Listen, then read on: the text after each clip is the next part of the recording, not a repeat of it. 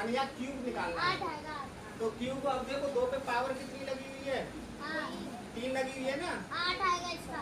अरे 8 तो आएगा, पहले पावर तो समझ ले। पावर का मतलब होता है किसी का आधार, इसके आधार के ऊपर जो घात लगी हुई होती है, ये होता है इसका आधार। ये इसका हो गया बेस। बेस पे क्या खड़ा रहता है? मकान। तो देखो 3 का बेस क्या हो गया? 2।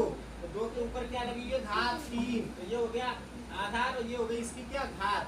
और घात कितनी लगी है? 3। और किस पे लगी हुई है? 2 पे। तो 2 का कितनी बार मल्टीप्लाई होगा? 3। इसको हमें खोलना है तो 2 कितनी बार लिखी जाएगी? 3। इसका मान कितना हल करके आ गया? 8। ये छोटी छोटी चीज है, आप लोगों को समझनी होती है। तो देखो इसमें दे रखा था किलोमीटर और सेंटीमीटर। अब देखो मीटर को हमें मिलीमीटर में बदलना है। मीटर अब देखो एक होगी सेंटीमीटर, मीटर, किलोमीटर, एक मिलीमीटर वाला भी आएगा।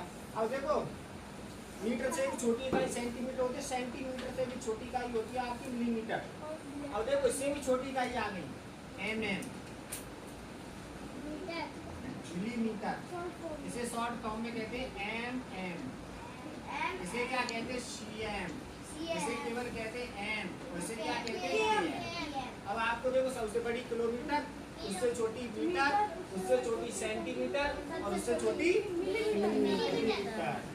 अब आप लोगों को मैंने क्या बताया था? एक सेंटीमीटर में mm कितने होते हैं? मैंने आपको बताया था कि 1 मीटर में 100 सेंटीमीटर होते हैं और 1 किलोमीटर में 1000 मीटर होते हैं। लेकिन एक सेंटीमीटर में कितने mm होते हैं? 10 mm होते हैं। यानी 10 mm का मतलब होता है 10 मिलीमीटर होते हैं। आप लोगों से कोई पूछ ले कि 1 सेंटीमीटर में कितने mm होते हैं? 10 mm होते हैं। और जैसे आपको नहीं समझ में आया